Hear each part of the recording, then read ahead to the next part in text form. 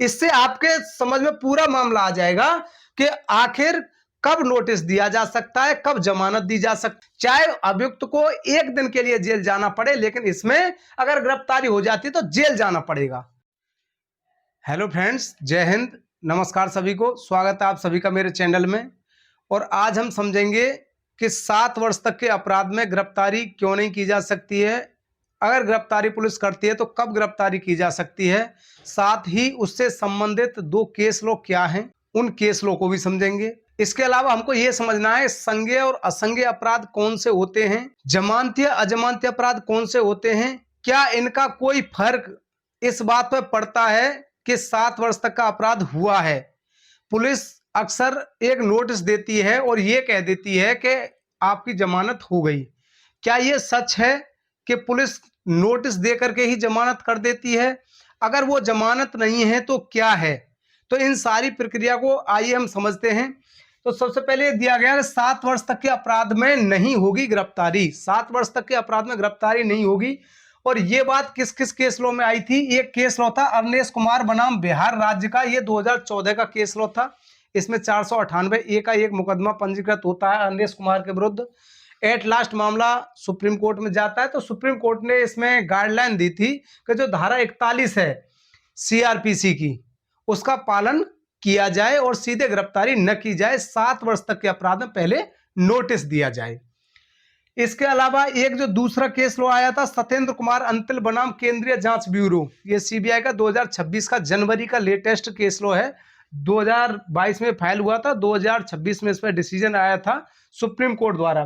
तो इसमें यह बात कही गई कि स्वतंत्रता नियम है और गिरफ्तारी अपवाद है। स्वतंत्रता है वो एक नियम है कि बेल दे देनी चाहिए, किसी को ऐसे गिरफ्तार नहीं करना चाहिए, गिरफ्तारी सिर्फ क्या है, अपवाद है। अब ये हमने दोनों केस लॉ समझ लिए। अब हम समझेंगे ये एक प्रारूप संख्या 1 दे रखी है, यहां पर प्रारूप संख्या दे रखी है 1। ये किसका प्रारूप है? ये प्रारूप है बीएनएसएस का। अब इसको हम क्यों समझेंगे? इसको इसलिए समझेंगे कि पुलिस की रेस्पॉन्सिबिलिटी है, जहां पर 7 वर्ष तक का अपराध है, उस 7 वर्ष तक के अपराध में पुलिस किसी को अरेस्ट नहीं करेगी। उस अपराध के जमानतीय अजमानतीय होने से कोई मतलब नहीं है। जहां पर 7 वर्ष तक का अपराध किसी व्यक्ति द्वारा किया गया है, वहां पर पुलिस उसे अरेस्ट नहीं करेगी। अगर पुलिस वहां पर अरेस्ट करती है तो उसे आगे शर्तों का पालन करना होगा।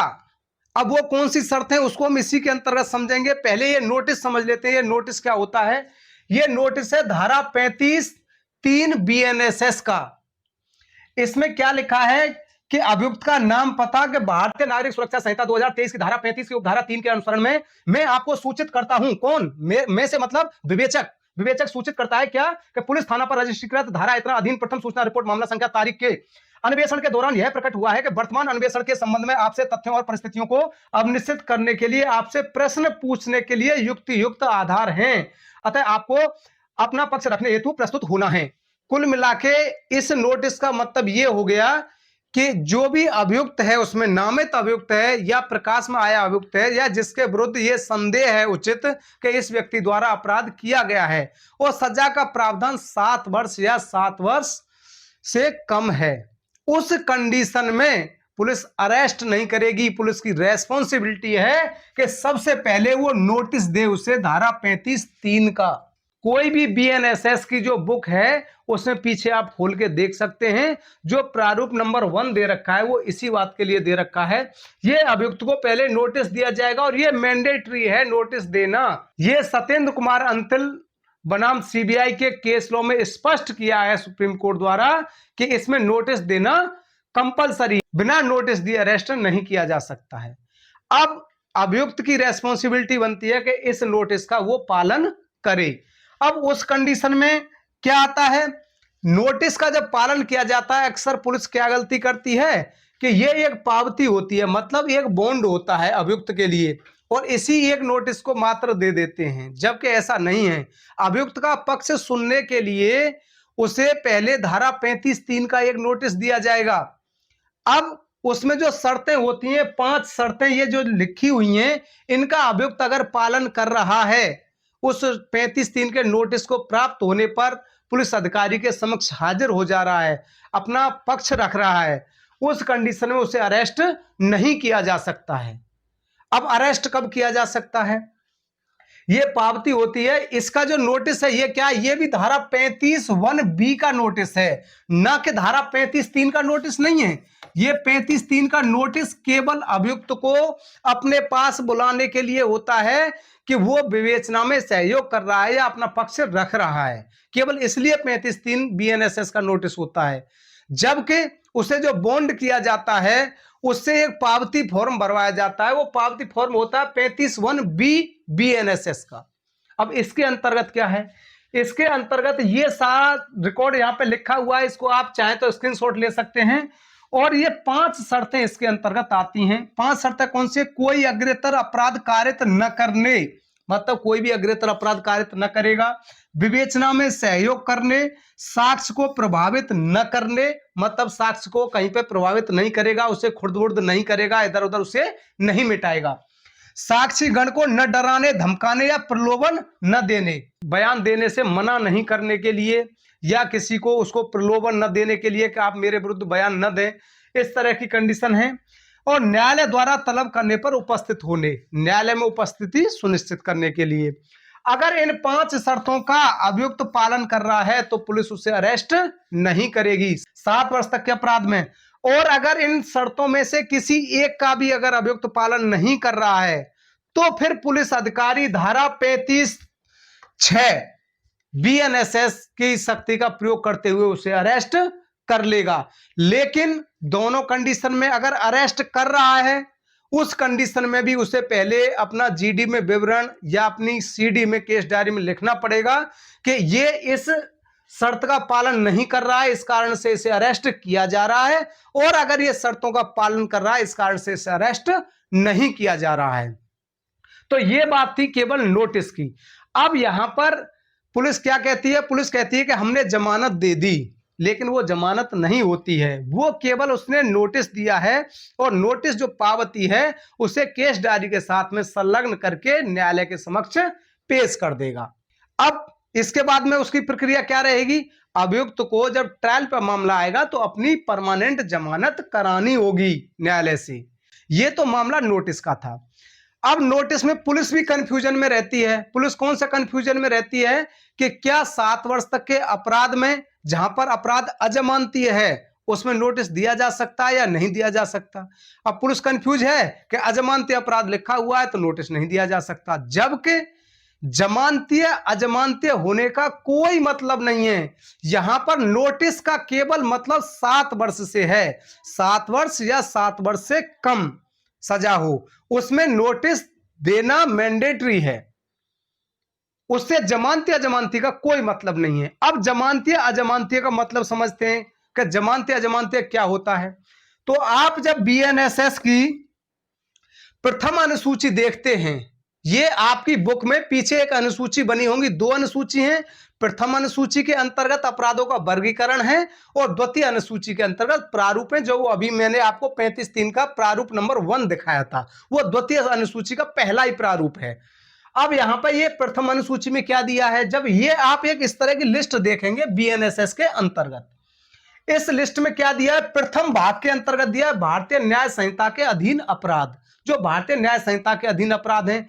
यहां पर मैंने 4 धारा लिखी हैं जिनमें कोई अपराध संज्ञेय है, कोई अजमानतीय, कोई जमानतीय है। इसको समझते हैं, इससे आपके समझ में पूरा मामला आ जाएगा कि आखिर कब नोटिस दिया जा सकता है, कब जमानत दी जा सकती है, क्योंकि थाना प्रभारी भी जमानत देते हैं, और किस अपराध में संज्ञेय अपराध होने पर या असंज्ञेय अपराध होने पर क्या कार्रवाई होती है। तो एक यहां सबसे पहले हम धारा लेते हैं 109(1), जो पहले IPC के अंतर्गत धारा 307 हुआ करती थी, हत्या का प्रयत्न। हत्या के प्रयत्न में आप देखेंगे दंड का प्रावधान है 10 वर्ष के लिए कारावास और जुर्माना। अपराध कैसा है? संज्ञेय है, अजमानतीय है और सेशन न्यायालय द्वारा विचारणीय है। अब इसका मतलब समझते हैं, संज्ञेय से मतलब या असंज्ञेय से मतलब केवल इतना है, जहां संज्ञेय अपराध है वहां पर FIR पंजीकृत होगी, और जहां पर असंज्ञेय अपराध है वहां पर NCR पंजीकृत होगी। संज्ञेय असंज्ञेय का केवल इतना मतलब है, संज्ञेय में एफआईआर और असंज्ञेय में एनसीआर। अब बात आई जमानतीय और अजमानतीय की।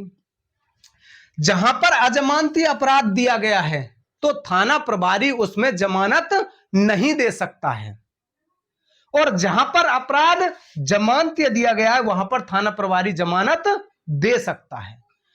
अब मामला जहां हत्या के प्रयास का था, संज्ञेय मामला था, एफआईआर पंजीकृत होती है, अजमानती है, गिरफ्तारी के बाद में न्यायालय में पेश किया जाएगा। सजा का प्रावधान 10 वर्ष से ऊपर है, इस वजह से इसमें नोटिस नहीं दिया जा सकता है। सेशन ट्रायल है, मतलब कि सेशन न्यायालय द्वारा यह विचारणीय है। अब दूसरा मामला देखते हैं, धारा 110। धारा 110 जो पहले धारा 308 हुआ करती थी, इसमें आपराधिक मानव वध का प्रयत्न, सजा का प्रावधान है 3 वर्ष से 7 वर्ष तक, या जुर्माना या दोनों। अब अपराध कैसा है? संज्ञेय है, अजमानतीय है और सेशन न्यायालय द्वारा विचारणीय है। इसके बावजूद भी विवेचक इसमें नोटिस दे सकता है। इस धारा 110 के अंतर्गत 35(1)(b) का नोटिस दिया जा सकता है। बीएनएसएस के अंतर्गत उसे गिरफ्तार नहीं किया जाएगा। अगर शर्तों का पालन नहीं कर रहा है अभियुक्त और 35(6) का प्रयोग करते हुए उसे गिरफ्तार किया जाता है, तब न्यायालय के समक्ष पेश किया जाएगा उसे, और सेशन ट्रायल है। इसमें पहले जमानत कहां लगेगी? मजिस्ट्रेट के न्यायालय में। जब मजिस्ट्रेट के न्यायालय में जमानत लगेगी तो वहां से खारिज हो जाएगी। क्यों खारिज हो जाएगी? क्योंकि सेशन ट्रायल है और सेशन में जमानत लगेगी। चाहे अभियुक्त को 1 दिन के लिए जेल जाना पड़े, लेकिन इसमें अगर गिरफ्तारी हो जाती है तो जेल जाना पड़ेगा, और विवेचक उसे नोटिस पर भी छोड़ सकता है, क्योंकि सजा का प्रावधान 7 वर्ष तक है अधिकतम। अब वो नोटिस भी दे सकता है। ये आपकी समझ में आ गया होगा। अब आती है धारा 115(2). धारा 115(2) मामूली जो मारपीट हो जाती है तो साधारण चोट किसी को आ गई, उस कंडीशन में देखो दिया हुआ है, स्वेच्छा उपपत्ति कारित करना 1 वर्ष या 10,000 रुपए तक जुर्माना, यह प्रावधान दिया गया है। अपराध कैसा है? असंज्ञेय। जमानती है कोई मजिस्ट्रेट। असंज्ञेय अपराध दिया गया है, इसका मतलब यह हो गया कि इसमें एनसीआर पंजीकृत होगी, गिरफ्तारी इसमें नहीं होगी। अब एक अगली धारा दी हुई है 117(2), स्वेच्छा घोरोपति कारित करना, गंभीर चोट कारित कर दी। गंभीर चोट, उसकी 8 कंडीशन आती है। 8 कंडीशन में कैसे भी आती है। 117(2) लगी है 7 वर्ष तक का कारावास और जुर्माना। अब कितना दिया है? 7 वर्ष तक का कारावास और जुर्माना दिया गया है। अपराध कैसा है? संज्ञेय है, जमानतीय है और कोई मजिस्ट्रेट द्वारा विचारणीय है। अब इस कंडीशन में ये मैंने क्यों लिखा है? ये इसलिए लिखा है कि संज्ञेय अपराध में एफआईआर पंजीकृत होगी और इसमें नोटिस दिया जा सकता है, क्योंकि 7 वर्ष तक सजा का प्रावधान है। अगर पुलिस अधिकारी नोटिस नहीं देता है, विवेचक वो शर्तों का पालन नहीं कर रहा है और उसे अरेस्ट कर लिया जाता है। जब अरेस्ट कर लिया जाता है तो एसएचओ चाहे तो उसे जमानत दे देगा, क्योंकि अपराध कैसा है? जमानतीय है। अब एसएचओ उसे जमानत दे सकते हैं। अगर उसे मजिस्ट्रेट के समक्ष पेश किया गया, जमानत नहीं दी, तो मजिस्ट्रेट सबसे पहले यही पूछेंगे कि अपराध जब जमानतीय था तो एसएचओ द्वारा इसे जमानत क्यों नहीं दी गई है। अब या तो विवेचक अपनी केस डायरी में लिखेगा कि कोई भी जमानती उपलब्ध नहीं हुआ था, थाने पर कोई जमानत कराने के लिए नहीं आया था, वो कंडीशन लिखेगा। नहीं कंडीशन लिखता है तो उसने धारा 199 बीएनएस का अपराध किया है, क्योंकि उसने विधि की अवज्ञा कर दी है। तो ये कंडीशन थी जमानतीय अजमानतीय की। जमानतीय अजमानती से केवल इतना मतलब है कि एसएचओ उसे जमानत दे सकता है उस अपराध में या नहीं दे सकता है। ये कंडीशन आ गई यहां पर। ये द्वितीय भाग है, प्रथम अनुसूची का द्वितीय भाग। इसमें दिया है अन्य विधियों के विरुद्ध अपराधों का वर्गीकरण। अपराधों का वर्गीकरण ये उनके लिए है, बीएनएस के लिए हमने पहले देख लिया था, लेकिन द्वितीय भाग में अन्य विधि दे रखी है। या तो किसी एक्ट में ऐसा विशेष प्रावधान होगा कि अपराध संज्ञेय और जमानतीय या संज्ञेय और अजमानतीय या असंज्ञेय होंगे, ये प्रावधान दिया होगा। अगर नहीं दिया है तो ये अनुसूची हम देखते हैं। इस अनुसूची में दिया गया है यदि मृत्यु, आजीवन कारावास या 7 वर्ष से अधिक के कारावास से दंडनीय कोई भी अपराध है तो वो संज्ञेय होगा, अजमानतीय होगा और सेशन ट्रायल होगा। 3 वर्ष और उससे अधिक किंतु 7 वर्ष से कम संज्ञेय होगा, अजमानतीय होगा, प्रथम वर्ग मजिस्ट्रेट द्वारा विचारणीय होगा। यहां तक तो उसको जमानत नहीं दी जा सकती है। लेकिन जहां 3 वर्ष से सजा का प्रावधान कम है या केवल जुर्माने से दंडनीय है, वो अपराध असंज्ञेय होंगे, मतलब एनसीआर पंजीकृत होगी, जमानतीय होंगे, कोई मजिस्ट्रेट द्वारा विचारणीय होंगे। तो ये हमारा संज्ञेय और असंज्ञेय, इसके लिए प्रथम अनुसूची आप देख लें जहां पर अपराधों का वर्गीकरण दे रखा है। अगर आपको वीडियो पसंद आया हो तो लाइक करें, साथ ही शेयर करें और चैनल को सब्सक्राइब करें। Thank you.